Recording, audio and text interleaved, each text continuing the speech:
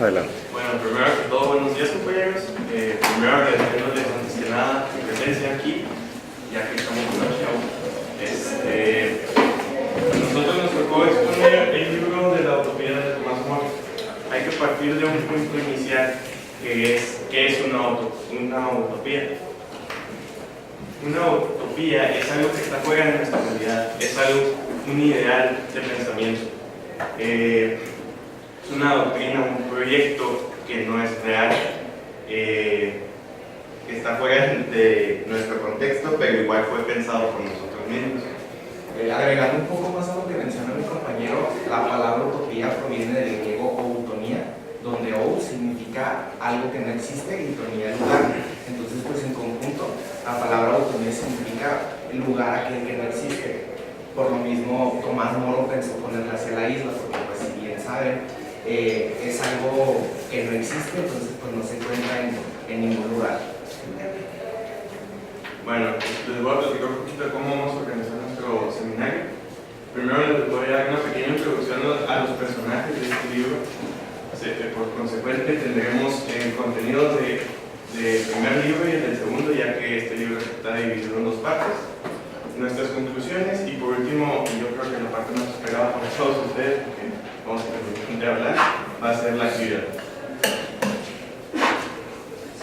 Bueno, pues partamos de que hay tres personajes: Tomás Moro, Pedro Giles y Rafael y Lodero. Bueno, cabe mencionar que Tomás Moro se agrega como un personaje a su obra, pero pues es ficticia.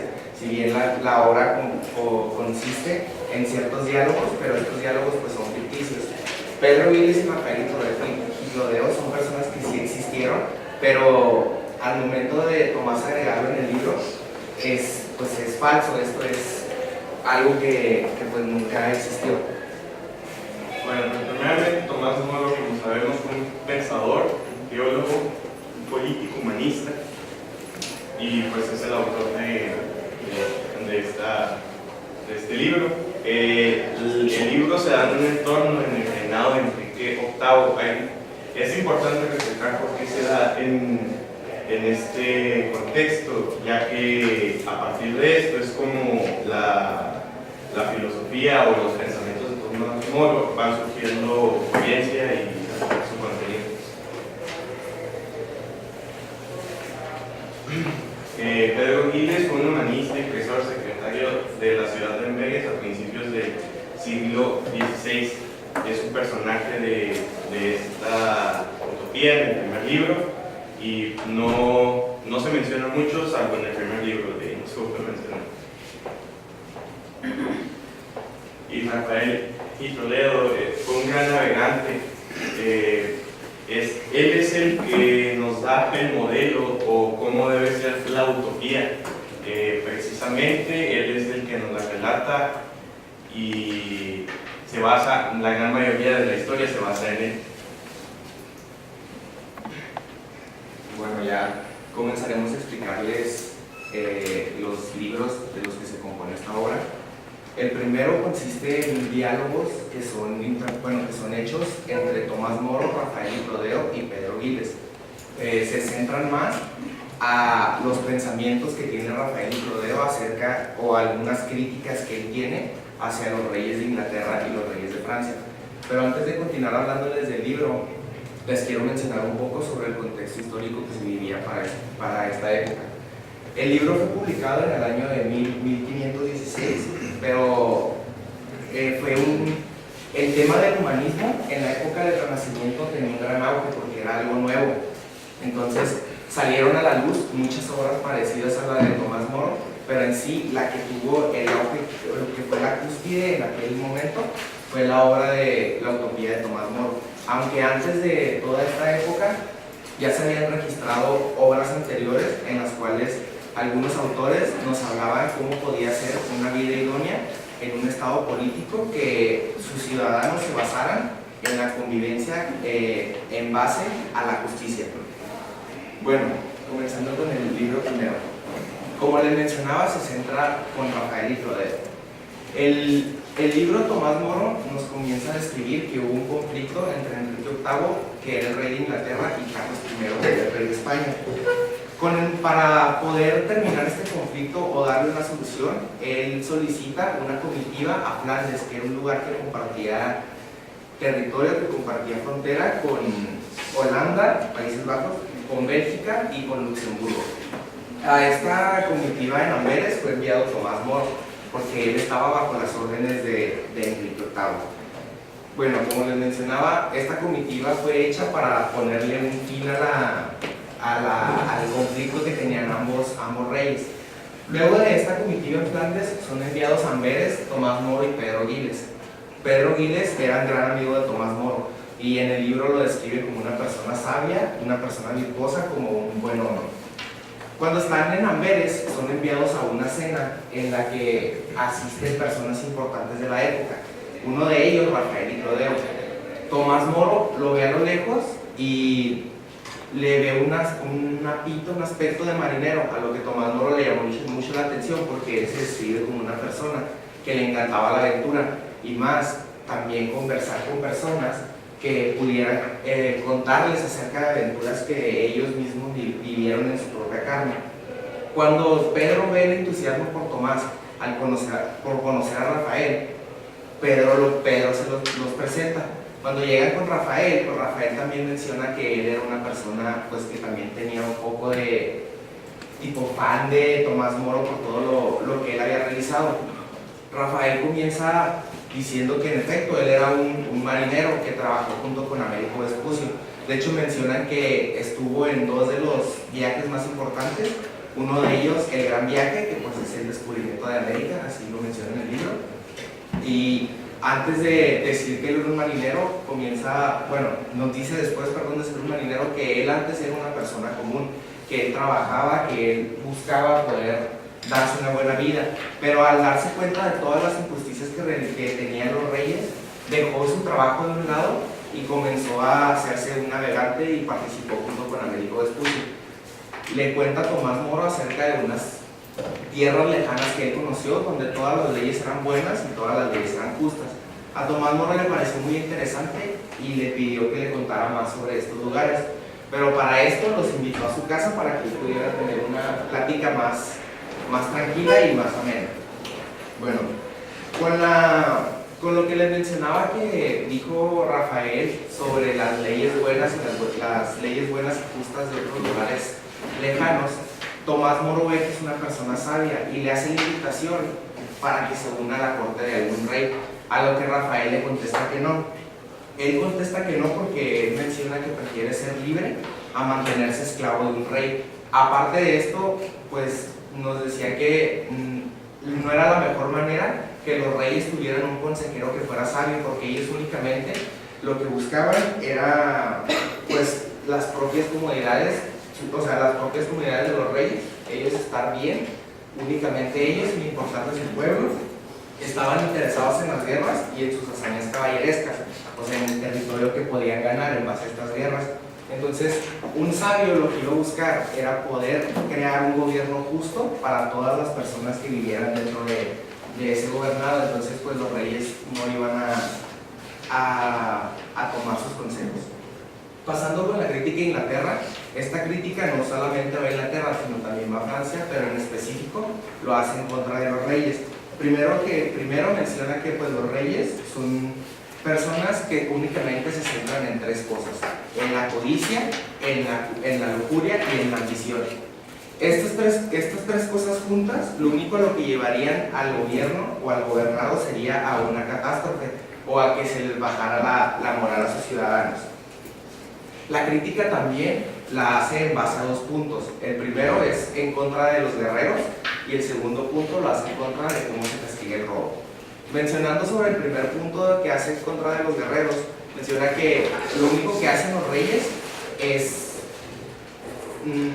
como crear hombres que son, en vez de guerreros, mercenarios, para que puedan así cumplir todas las hazañas que ellos quieren y mantener tanto a los pueblos aledaños como su mismo pueblo aterrorizado. Pero los tenían como en un pedestal, o sea, los guerreros eran como algo que ellos tomaban mucho en cuenta. Pero cuando volvían de las guerras lesionados, cuando volvían enfermos, lo único que hacían era dejarlos pobres y dejarlos sin ayuda. La crítica que va en contra del robo nos menciona que en Inglaterra el robo se castigaba igual que el homicidio, con la pena de muerte. Entonces él decía que nos ponía como un tipo esquema donde nos explicaba por qué se daba el robo. Principalmente los reyes, como les mencioné, únicamente querían el bien propio y dejaban al pueblo pobre. Entonces al dejar al pueblo pobre, lo que hacían las personas, los padres de familia, era acudir al robo para poder alimentar a sus familiares. Entonces él pues estaba en contra de por qué se iba a castigar a una persona que robaba por hambre, siendo que el robo lo causaron los mismos reyes. Entonces los reyes no tenían el derecho de castigar a los hombres con la pena de muerte. No es lo mismo, decía que no era lo mismo matar a un hombre por dinero que robar dinero para poder alimentar a su familia. Habla sobre lo que son las leyes de Moisés, la ley de Moisés, en la cual era una forma para castigar a las personas del robo sin darles la pena de muerte. Hacían primero una cosa, lo que tenía que hacer la persona que robaba era devolver el dinero y en caso de no poder hacer, restituirlo con trabajo hacia la otra persona. Pero lo único que hacían era mantenerlos en cautiverio, trabajando, pero ese trabajo les ayudaba porque les daban comida y les daban donde quedarse, ropa. Entonces pues lo que hacían era tratar de mantenerlos a ellos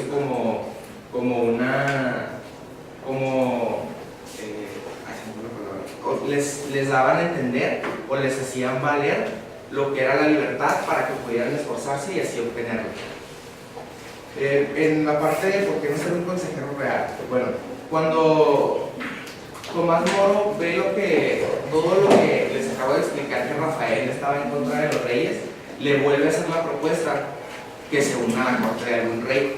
Rafael vuelve a decir que no, aunque a él se le haría una cosa buena, algo correcto, que los reyes tuvieran personas que los aconsejaran de manera sabia, y en caso de no ser posible, que los mismos reyes fueran filósofos, porque buscaba que todo su gobernado se basara en lo que era la paz y alcanzar un progreso.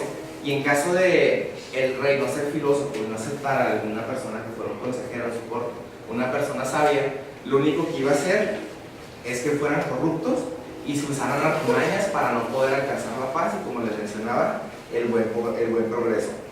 Luego de toda esta charla mega larga que se aventó Rafael en contra de la crítica que le da a los reyes, habla sobre una isla donde la vida era perfecta. Menciona que esa isla únicamente tiene pocas leyes, pero estas pocas leyes lo que hacen es mantener una organización, un bien común, trabajo, estudio y dedicación, donde va a prosperar la justicia y la paz. Esta isla pues era la isla de Utopía, donde él se tuvo que quedar 5 años cuando estuvo viajando con Américo Vespucio, pero esos 5 años le permitieron poder conocer todas las costumbres y todo el sistema político, el sistema económico y social que tenían estas islas.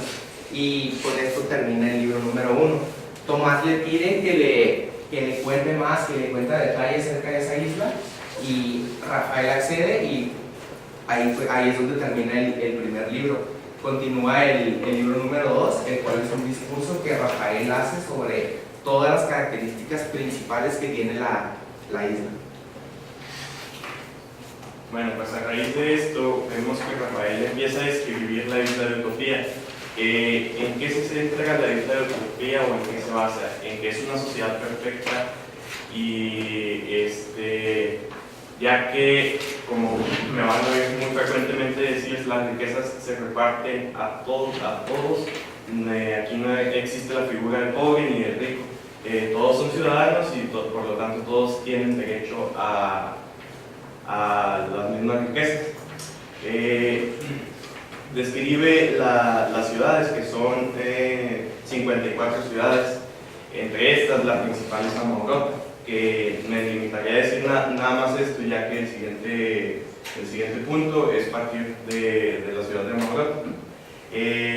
Para la cosecha o para las faenas se llevaban cada 2 años se reunían 20 agricultores, estos para ir al campo a cosechar, y de cada familia se escogía una persona y esos 20 se reunían con otras 20 personas que apenas llevaban un año sirviendo en el campo y los reunían con ellos ya que ellos ya tenían experiencia y les iban enseñando cómo trabajar las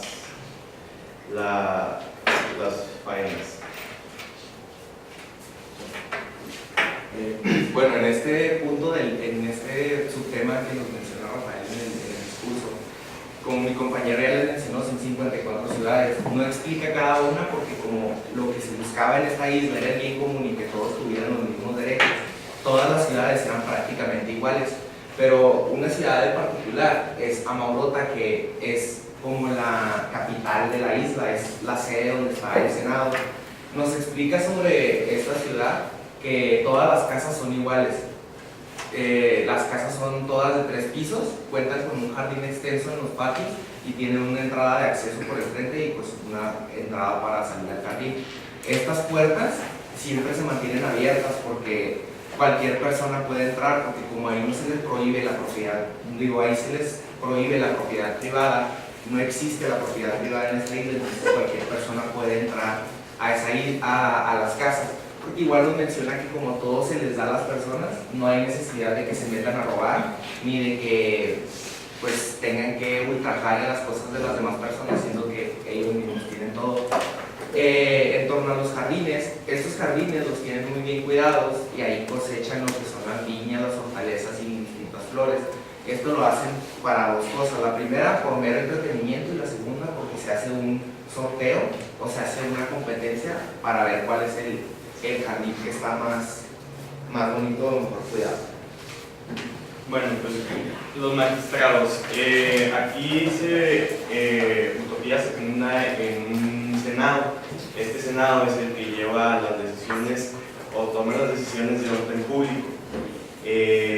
Está compuesto, como aquí lo dice, por 10 participantes que corresponden a 300 familias. Y estos son los encargados de escoger a un príncipe. Lo fundamental aquí es que el Senado siempre, para tomar una decisión, tiene que esperar 3 días, ratificar y ya después dar ese decreto. También nos habla un poco Rafael de que el Senado, cada que llega una problemática, no resuelve de inmediato, prefiere esperar al día siguiente para empezar a resolver. Esto es para llevar un orden y así pues no caer en eso, en el desorden. A las relaciones públicas entre los utopianos se divide este capítulo en 4 puntos principales. El primero, que es las familias. Bueno, las ciudades se componen de 6.000 familias. Estas 6.000 familias no pueden tener menos de 10 habitantes. De hecho, menciona que si tienen menos de 10 habitantes o menos de 10 integrantes en la familia, se buscan otras familias donde haya una superpoblación de integrantes y se les unen a estas personas para poder así mantener el equilibrio en todas las ciudades. También, así como las ciudades se componen de las familias también tienen una organización estructural. La relación jerárquica que existe dentro de las familias sería primero que el más anciano preside la familia. Lo toman así porque ellos creen que los ancianos son personas que tienen experiencia y tienen la sabiduría suficiente para tomar las riendas de la familia. Luego de esto viene que las mujeres tienen que servirle a los esposos, los hijos tienen que servirle a los menores tienen que servirle a los mayores, perdón. Esa es la característica general de la isla. Siempre las personas menores tienen que rendirle cuentas a las personas mayores porque, pues, como les mencionaba, los ancianos son las personas que tienen experiencia y sabiduría. Cada familia tiene que hacer un trabajo o tiene la tarea de realizar algún producto diferente, todas y cada una de ellas, porque luego van y las dejan a los mercados. Las ciudades se dividen en 4 distritos, los cuales cada uno en el centro tiene un mercado. Este mercado, como les menciono, van y dejan a las familias todas las cuestiones o todo el trabajo, las tareas que ellos hacen para que las demás familias puedan ir a abastecerse de esto. La persona que tiene que ir al mercado a abastecer a la familia, pues sería él, es el padre de familia. Él va y agarra todo lo que necesita la familia sin necesidad de pagar o de cambiar alguna prenda o cualquier cosa, porque como les menciono, ahí nada tiene valor. De hecho, el oro y la plata en la isla no valen. Entonces dejan que la persona agarre cuanto le falte, porque como ya les he mencionado, los abastecen de todo, entonces a ellos no les falta nada. Entonces, si tienen la necesidad de agarrar más de lo que necesitan, es porque realmente lo necesitan y no por únicamente pues, por agarrarlos, ¿no? Torno a los hospitales, bueno, lo que son los cuidados a los pacientes y a los enfermos es la primera preocupación de la isla. Por eso construyeron 4 hospitales que son inmensos. Estos hospitales se encuentran a las afueras de la ciudad y son conocidos también como pequeñas ciudades aledañas. Son inmensos por 2 razones. La primera, para que no haya ninguna, no se llene pues el hospital y no existan incomodidades para los pacientes y puedan disfrutar de ahí su estadía. Y la segunda es para poder mantener separados tanto a las personas que están enfermas de gravedad o tienen alguna enfermedad contagiosa, como para pues, tener aislados, para tener aislados a estas personas de los enfermos, no, de las personas que tienen cualquier enfermedad general. Mi compañero les explicó acerca de los sifograntes, que eran las personas que tenían que tomar las riendas de un número estimado de familias. Ellos también tenían su hora de comida y de cena. Esta hora la tenían muy exacta y tenían que acercarse a los distintos lugares donde iban a comer al sonido de una trompeta, tener una hora exacta. La comida que se preparaba aquí en estos comedores para los sifograntes eran hechas por las mismas esposas de ellos. De hecho, se tenían que turnar para poder hacer los distintos alimentos, porque muchas de ellas o ya tenían hijos o estaban embarazadas. Entonces al lado de la cocina tenían un salón donde ahí podían darle de comer a sus hijos, descansar las mujeres que estaban embarazadas o convivir con sus hijos. También a las mujeres las sientan separadas de los hombres, las sientan diferente de los hombres a las mujeres embarazadas, porque esto les podría, por ejemplo, si llegan a tener que parir ahí en donde están comiendo, pues para los hombres sería más fácil retirarse todos por un lado que estar todos mezclados. Eso es lo que... También cuando se va a realizar la comida y la cena, tiene que comenzar por una lectura de cualquier lección moral. Esta es impartida por los ancianos, que son los más sabios, pero lo hacen con la intención de incitar a los jóvenes a que participen y así poder llevarse alguna lección para tener su comida y su cena. Esto lo hacen para poder creían que tener una buena charla de lección moral les ayudaría a una buena digestión. Los viajes de los colombianos. En este punto creo que Rafael hace énfasis en 3 puntos principales. El primero es la repartición de los bienes, el segundo la felicidad y el tercero es los mismos viajes. Pero primeramente yo les voy a hablar de los viajes. Cualquier persona podría viajar cuando quisiera, siempre y cuando tuviera un salvoconducto. ¿Qué es un salvoconducto? Es como el permiso del príncipe. Aquel que no tuviera el salvoconducto y quisiera viajar por su cuenta, a este se le castigaba severamente y se reducía a la materia de esclavo, que ya mi compañero les hablará enseguida de los esclavos. La repartición de los bienes, como les había explicado, era todo equitativo. Aquí se repartía el 70% del producto a toda la población y el 30% se guardaba para comprar aquellas cosas que a ellos les faltaban, que casi siempre era el oro, la plata y el hierro. Como les digo, se repartía todo equitativamente, entonces aquí nadie carecía de nada, todos tenían comida, todos tenían lo esencial para vivir ahí. Hace énfasis también en la felicidad, que para alcanzar la felicidad el punto esencial es el placer. aquí es donde vemos que aún a pesar de que ya cambiamos de época y que vamos más allá en la historia, nos damos cuenta de que aún se conservan algunos principios socráticos, platónicos e aristotélicos. La parte medular o la parte importante de la felicidad es que en principio el alma es inmortal.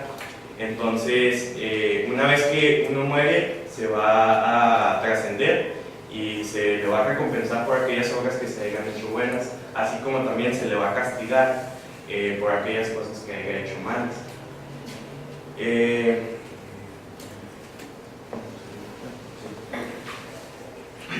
Bueno, cuando estaba leyendo el libro se me hizo algo como incoherente o algo raro encontrar la palabra esclavos, porque si lo que buscaban las personas era darle libertad a sus ciudadanos y pues mantener como que la justicia. Entonces leer esta palabra se me hizo muy extraña, pero ya luego de leer bien el capítulo pues se entiende mejor que los esclavos eran todas aquellas personas que estaban o que fueron castigadas por cometer algún delito, así le llamaban.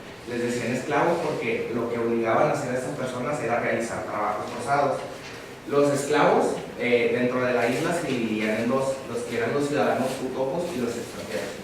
En torno a los extranjeros, mencionaba en el libro que eran las personas que vivían en otro país o en otro lugar aledaño a la isla, que eran castigados o bien eran exiliados de ese país y llegaban a la isla y los ponían pues a realizar trabajos forzados, pero estos trabajos también los hacían con los fines de que valoraran la libertad y les brindaban lo que era el alimento, el techo, les brindaban comida, pero los mantenían como esposados, los mantenían con una cadena, pero para poder así realizar los trabajos. Pero estas personas extranjeras eran libres de irse cuando eran libres para irse.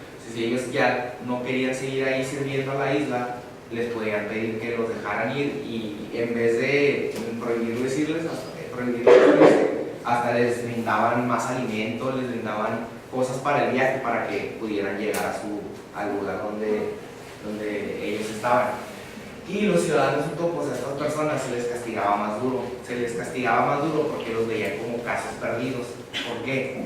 Porque se supone que esta isla, lo que estaba, o su idea principal, era la justicia entre todos los ciudadanos o mantener equilibrado toda la convivencia. Entonces, ¿por qué? Si les brindaban todo, les brindaban el alimento, les brindaban todo y todas las personas vivían igual, ¿por qué las personas de la misma isla tenían que recurrir a robarle a sus hermanos utopianos, ¿no? Porque sí, entonces por eso se les castigaba más duro, porque ¿cuál es la necesidad de robar si te está abasteciendo todo el país? Perdón. El arte de la guerra. Aquí se funda principalmente en que los utopianos consideraban que una guerra se ganaba más con la mente que con la fuerza física. Entonces, ¿ellos qué hacían? Ellos consideraban que era mejor comprar a alguien para que fuera a la guerra por ellos. ¿Qué hacían? Iban a una parte alejada de la isla donde vivían los tapoletas. Estas personas eran aquellos que vivieron la mayor parte de su tiempo en la selva y estaban más que todo destinados a eso, a la guerra. Y se les compraba y se iba al conflicto que tuvieran los utopianos. Más sin embargo, ellos también estaban adiestrados en el arte de la guerra. ¿Esto por qué? Porque, pues, como sabemos, algún día se puede llegar a una invasión o una traición y pues si nadie sabe defenderse, pues creo que se va a perder. Entonces es por eso que también a ellos se les inculcaba cómo defenderse, tanto a hombres como mujeres, y así no se les tomara por sorpresa en ningún momento. De las religiones que tenían los ciudadanos utopianos, bueno, ellos tenían 3 tipos de ideología religiosa dentro de la isla. La primera era los antepasados, que eran señalados por sus virtudes, aquellas personas del pasado que fueran virtuosos, que fueran sabios, filósofos, o que ellos creyeran que pues son una deidad. muy poca parte de la población de toda la isla tenía esta ideología. También creían en el sol y la luna, que eso era más o menos como un poquito menos de la mitad, ya que toda la otra mitad de la isla, si no es que yo creo más de la mitad, creían en Mitra. Mitra explicaban que era un dios que era supremo, que era todopoderoso. Pero, como les mencionaba, pues tenían estas dos ideologías, que eran los antepasados y el sol y la luna, pero en sí ellos, las mismas personas que tenían esta ideología, sabían que el dios todopoderoso de la isla pues era Mitra, casi, pues como les digo, muchas personas creían en él y lo respetaban. Aparte lo respetaban porque una de las ideas principales que dejó Upopo, el creador de la isla, dentro de su estructura, era que a ninguna persona se le persiguiera por su ideología religiosa. Todas las personas eran libres de seguir lo que quieran o de creer en lo que ellos quisieran. ¿Por qué? Bueno, mencionaba que cuando se dio el descubrimiento de América, el principal problema que tenían con los indígenas era que los españoles querían llegar a implementarles su religión. Entonces, la religión siempre iba a ser una causa de guerra. Por lo mismo, él creía que todas las personas pues, debían de ser libres de escoger en lo que ellos quisieran creer, para que esto no desatara una guerra o se perdiera el equilibrio que se tenía pues, en las islas. Bueno, ya pasando a la parte final del libro, tenemos una conclusión de Rafael. Aquí recalca de nuevo que la sociedad esta de utopía está funcionando, ya que se reparten los bienes equitativamente y eso produce que no haya codicia por parte de los ciudadanos, que no haya aquellos males que muy habitualmente tenemos cuando alguien tiene más que nosotros o nosotros tenemos más que alguien. Esto se corta de tajada y así se tiene un sistema más estable. También nos dice que para él esta forma de vivir es totalmente funcional, de lo cual yo sí pues, discrepo un poco, pero eso ya serían nuestras conclusiones.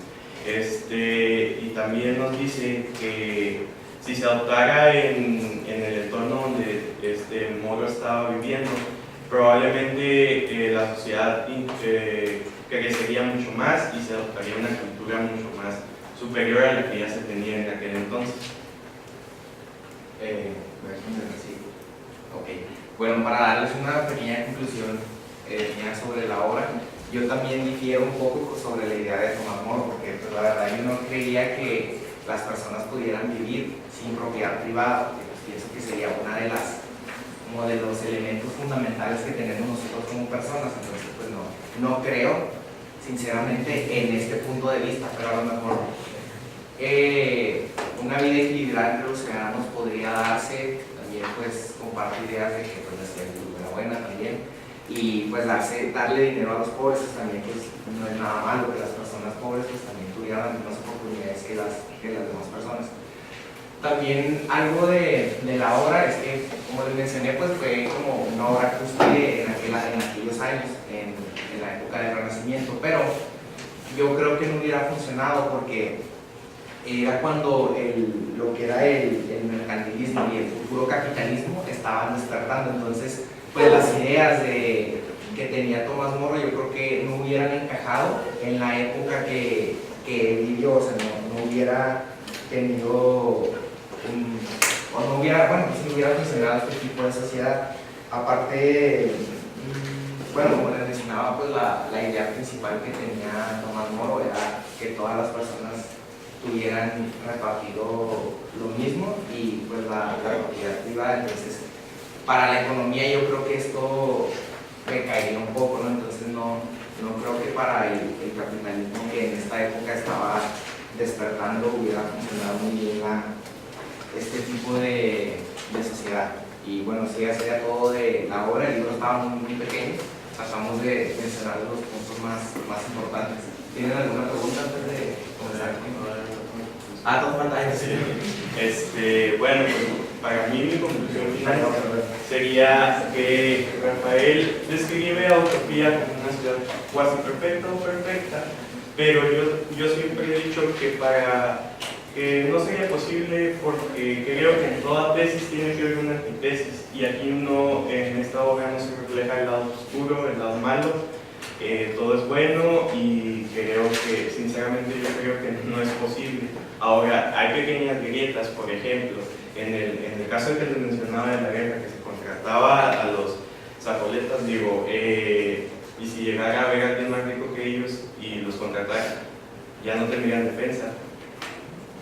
Y entonces, pues son pequeños detalles que son fracturas en la perfección de utopía, entonces a mí no se me hace funcionar. Sí. Bueno, ahora si tienen alguna pregunta. Cuando mencionabas sobre los sílabos, Sí. que eran, o sea, ¿cuáles fueron las razones, lo menciona en el libro, por las que se les consideraba que habían hecho pues, algún robo, ¿no? Si plantean que la mayoría de las cosas debían ser gratis, entonces, ¿qué robaban?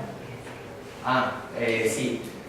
Bueno, en el libro no menciona bien lo de qué robaban, porque sí tiene razón en tu pregunta, también lo pensé, pero leí un poco más en fuentes externas y mencionaba que si bien no había propiedad privada, pero había cosas que no se podían robar, como por ejemplo, no únicamente se castigaba el robo, sino también se castigaba el homicidio, se castigaba cualquier otro delito que pues, en general sería algo en contra de la vida, como por ejemplo, leí en una fuente externa que castigaban mucho que le robaran a las esposas. Eso era el principal castigo que tenían en contra de los ciudadanos.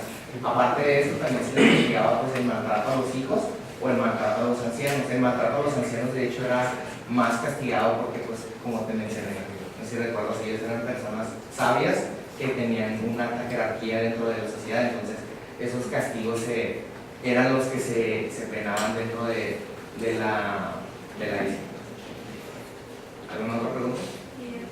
Sí. Dijiste que era que criticaban la guerra porque los reyes estaban en París en diciembre. Luguria. Eran las tres. París en diciembre de Luguria. ¿Sabes si, bueno, no sé si lo mencioné en el libro, de los magistrados, era solamente los hombres y también las mujeres? Exclusivamente los hombres. Sí. Ahí se ve distinción, perdón. ¿Cada cuánto tiempo cambiaban de rey o cómo era la transición del poder? En donde